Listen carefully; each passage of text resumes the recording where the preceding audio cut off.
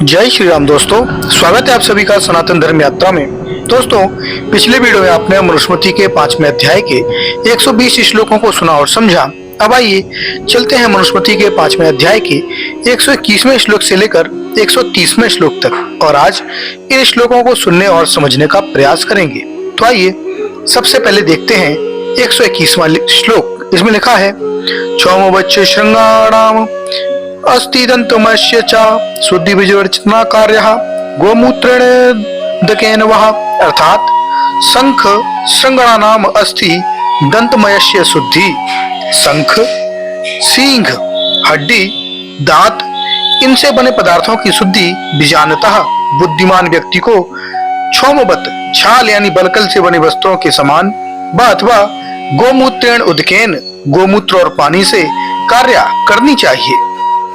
उसके बाद 122वां श्लोक है। इसमें लिखा है, प्रोक्षणा तृष्ण काष्ठम च फलालम च विशुद्ध्यति मार्जनोपांजन नैवर्षेम पुनः पाकेन मृन्मयन। अर्थात तृण काष्ठम च पलानम, घास, काष्ठ और पुआल से बना पदार्थ प्रोक्षणात् शुद्ध्यति, जल में डुबोकर पहुंचने से शुद्ध होता है।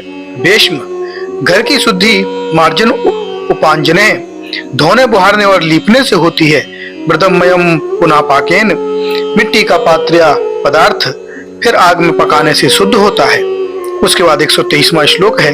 इसमें लिखा है, मध्य मूत्र पुरी दृश्वा श्रीवने पुयोषुष्टः संस्पृष्टम नैव शुद्धेत पुनः पाकेन मृन्मयः। अर्थात मध्य मूत्र पुरीशे श्रीवने पुयोषुणितः, शराब, मूत्र, मल, थूक, राद, खून, इनसे संस्पृष्टा मृन्मयन, लिपा हुआ मिट्टी का बर्तन पुनः पाकेन नैव शुद्धेते, फिर पकाने से भी शुद्ध नहीं होता। उसके बाद 124वां श्लोक है। इसमें लिखा है, समार्जनो पांजनेन सेकेलेनोखेन चाह गवाम चाह परिवाशेन भूमि शुद्ध्यति पंचभी।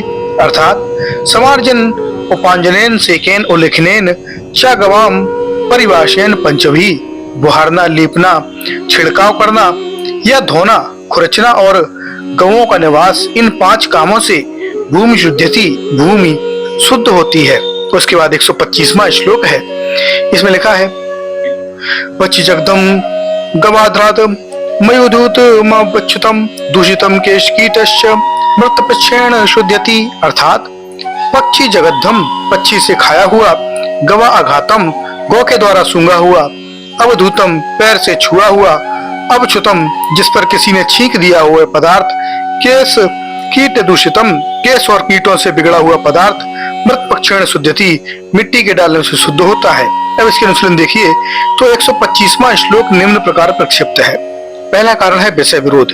110वें और 146वें श्लोक के संकेतानुसार प्रस्तुत विषय दैनिक उपयोग में आने वाले बर्तन, वस्त्र आदि पदार्थों की शुद्धि का है। इस श्लोक में उन पदार्थों से भिन्न वस्तुओं का वर्णन करना विषय विरुद्ध है। दूसरा कारण है प्रसंग विरोध। 124 से 126 श्लोकों में पूर्वापर प्रसंग बाह्य उपयोग के पदार्थों की शुद्धि का है। इन श्लोक में भक्ष्य पदार्थों की शुद्धि का वर्णन पूर्वापर प्रसंग विरुद्ध है। तीसरा कारण है शैलीगत आधार। भक्ष्य पदार्थ मिट्टी गिरने मात्र से शुद्ध नहीं होते, इस प्रकार इसकी शैली भी निराधार अयुक्त युक्त है। उसके बाद 126वां श्लोक है।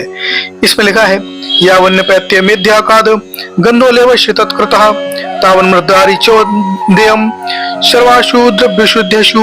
अर्थात यावत, जब तक अमेध्यक्तात्, अशुद्ध वस्तु से तत्कृत गंधा च न लेपः, उस अशुद्ध वस्तु की गंध और लेप लगा होना न अपैति, नहीं दूर हो जाता है। सर्वाशु द्रव्यशुद्धेषु, मिट्टी और जल से धोए जाने वाले सब पदार्थों की शुद्धि के लिए उन्हें तावत, तब तक मृदबारी अधेयम, मिट्टी और जल से धोते रहना चाहिए।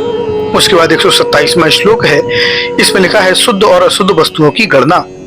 इसमें लिखा है, त्रीणि देवा पवित्राणि ब्राह्मणा नाम कल्पयत अष्टदृष्ट नृक्तम यच्च वाचा प्रशस्यते। अर्थात देवताओं ने त्रीणि ब्राह्मणा नाम पवित्राणि अकल्पयम, 3 प्रकार की वस्तुओं को ब्राह्मण के लिए पवित्र कहा है। एक तो अधिष्टम, जिसकी अपवित्रता आंखों से न देखी गई हो, अद्य निरुक्तम, जिसकी अपवित्रता की शंका होने पर जिस पर जल छिड़क दिया गया हो। चा और यत वाचा प्रशस्यते, जिसको वाणी के द्वारा ब्राह्मण लोग पवित्र कहते हैं। उसके बाद 128वां श्लोक है, इसमें लिखा है आप शुद्धा भूमिगता जयतृष्ण्यम या शुगो पर्वते अत्याता में शिवेध्येन गंधबाण शान्विता, अर्थात याशु गो वैतृष्टम भवेत, जिस पानी को पीकर गौ तृप्त हो जाए। चा और अमेध्येन अव्याप्तः, जिनमें कोई अपवित्र वस्तु यानी हड्डी मांस मल आदि न पड़ी हो।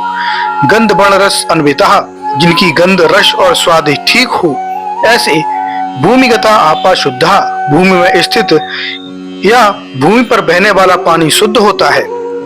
उसके बाद 129वां श्लोक है, इसमें लिखा है नित्यम शुद्ध कहा रुष्टः पन्नेयच्च प्रसारितम ब्रह्मचारिगतम भक्षम नित्यम मेदिमिति स्थिति, अर्थात कारुहस्ता नित्यम शुद्धा, कारीगर का हाथ सदा शुद्ध होता है। चा और यत पन्ने प्रसारितम, जो वस्तु बाजार में बेचने के लिए रखी गई है।